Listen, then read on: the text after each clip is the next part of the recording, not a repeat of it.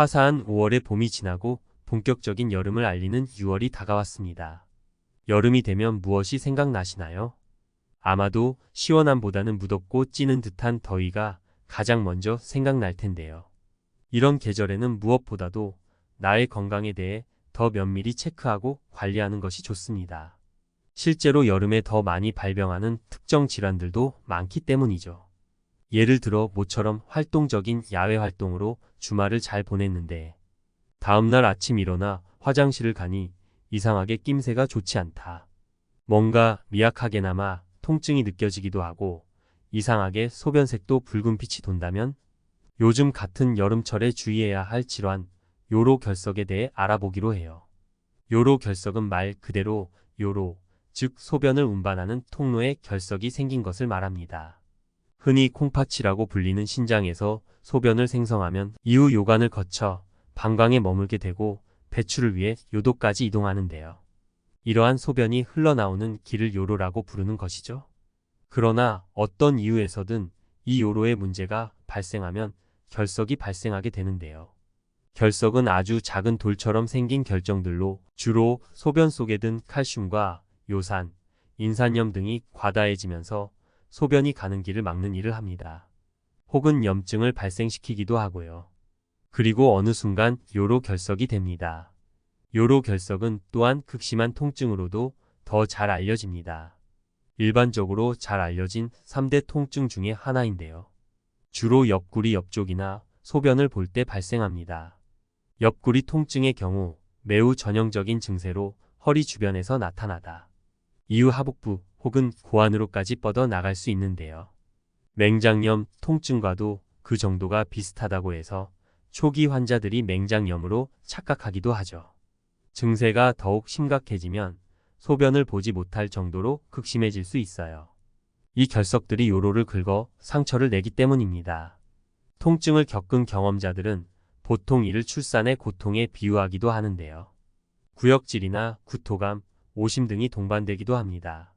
너무 아파서 호흡조차 곤란해지기도 하는데 이때는 진통제 주사를 맞아야만 그나마 움직일 수 있게 되는 경우도 많습니다.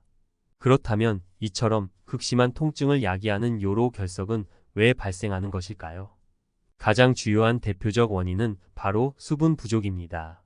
수분 섭취가 부족해지면 결석을 만드는 결정들이 소변에 머무르는 시간이 길어지게 되는데요. 그럼 결석이 생성될 확률은 높아지게 되는 것이죠. 유병률은 약 10% 내외로 여성보다 남성에게서 더 많이 나타납니다. 크게 보면 남성의 경우 일생에 한 번 정도는 겪을 만한 질환인 것이죠.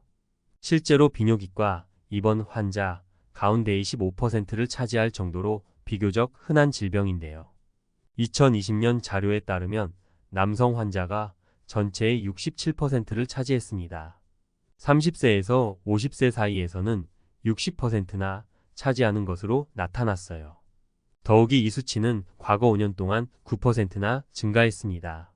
특히 통풍을 앓고 있거나 가족력이 있다면 위험성은 더욱 높아지는데요.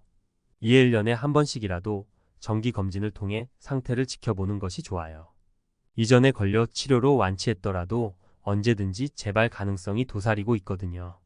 평균 재발률은 1년 이후 약 7%, 그리고 5년 내 최대 50% 정도로 치료를 통해 결석을 깨뜨렸더라도 미세하게 잔존하고 있다면 언제든지 같은 위치에서 발생할 수 있습니다.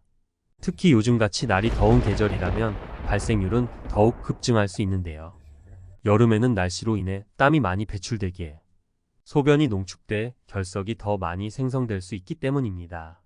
동시에 햇볕에 더 많이 노출되면서 비타민 D가 합성, 칼슘의 흡수가 더 잘 이루어져 결석 발생률도 높아지게 되는 것이죠. 이외에도 우리가 매일 섭취하는 음식물과도 깊은 연관성이 있는데요. 요석을 생성시키기 쉬운 식품들, 가령 염분이 많이 든 고단백의 동물성 음식은 칼슘이나 수산, 요산 배출을 늘리기에 결절의 생성 가능성을 키우게 됩니다. 고단백 식품 외에도 시금치나 땅콩, 아몬드 등 수산화 나트륨 농도가 높은 식품의 과다 섭취에도 주의해야 합니다. 과일과 야채를 많이 섭취하되 수산이 많이 함유된 양배추나 파, 딸기 그리고 비타민C 등은 적정량만 먹는 것이 좋겠죠? 요로 결석은 조금의 미약한 증상이라도 나타난다면 바로 진료를 받고 치료해야 합니다. 통증을 억지로 참고 방치할 경우 더 큰 위험성에 처해질 수 있기 때문인데요. 바로 신장 건강의 위험성입니다. 신장이 망가지게 되는 이유는 요관이 막혀 소변이 제대로 배출되지 못하고 신장에 그대로 정체되기 때문입니다. 신장에 물이 차면 수신증이 발생하게 되는데 그럼 신장 기능은 자연스럽게 저하됩니다. 이 수준을 넘어 폐혈증까지도 발생할 수 있는데요. 요로 결석으로 인해 감염이 되는 폐쇄성 요로 감염은 다른 일반적인 급성 요로 감염과는 달리 폐혈증으로 진행됩니다. 그럼 쇼크나 전신성 혈관 내 응고 반응을 일으켜 생명에도 치명적일 수 있어요. 만일 당뇨를 앓고 있거나 신장 내 혈중 크레아티닌 수치가 높다면 보다 적극적인 치료가 필요합니다. 다만 신장은 한계가 기능을 상실해도 다른 쪽에서 보상 작용을 할 수 있어 일부 환자에 따라서는 증상을 제대로 자각하지 못하거나 특별한 증상이 나타나지 않기도 하는데요. 이 때문에 의학계에서는 조용한 암살자라 불리기도 합니다. 조직 내 손상이 없는 경우라면 치료를 통해 회복이 가능하지만 염증이 심해져 조직 내 변성이 일어날 정도라면 신장의 일부 기능이 소실될 수 있습니다. 이 시기를 지나 신장 자체가 기능을 상실하게 되면 투석을 통한 관리가 이루어져야 하고요. 실제로 환자 중에는 완전히 신장이 망가질 때까지 방치하다 병원으로 가는 경우도 많은데요. 이 경우 신장을 이식해야 할 수도 있어 반드시 요로 결석의 위험성에 대해 인지하는 것이 좋아요.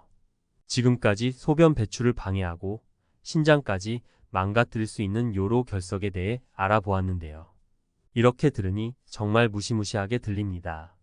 이 글을 보면서 당장 물 한 병 마셔야 할 것처럼 느껴지네요.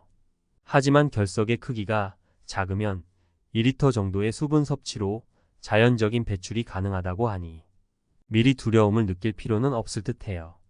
해마다 더워지는 여름. 올해엔 물도 잘 마시고 수분량이 많은 음식도 자주 섭취하면서 내 신장을 지켜보세요.